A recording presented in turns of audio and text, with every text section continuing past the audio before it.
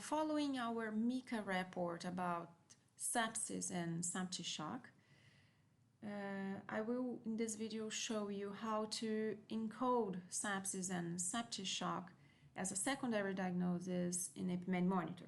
This is our Belgian test database, so no real hospital, no real patient.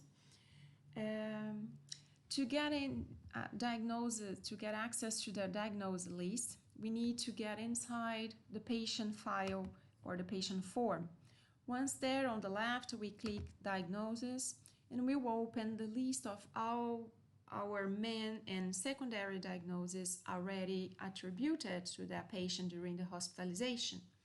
Here in this patient model, as we can see, the main diagnosis is already an infection, endocarditis. Now I want to encode as a secondary diagnosis sepsis and septic shock. So new secondary diagnosis, we choose a date, let's say that it started the sepsis on the 10th, is a medical, infection and sepsis, sepsis and septic shock, and we save. Once we save, this new secondary diagnosis will appear here as in our diagnosis list, as you can see. But I want to see all our sepsis during a period. I don't want to see patient per patient. So how can I do that? In Epimed Monitor, always medical intelligence platform will be the guide to access the reports and analyze your data.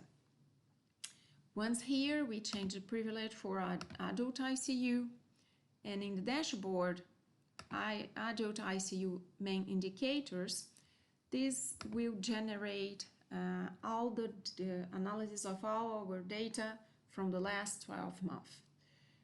Run, of course, again, here is a model, is a test, so no real patient here. We can see the possibilities of changing the graphics. So I will see diagnosis, and on the right will appear sepsis and septic shock on day 1. All the percentage of diagnosis done at admission. Okay.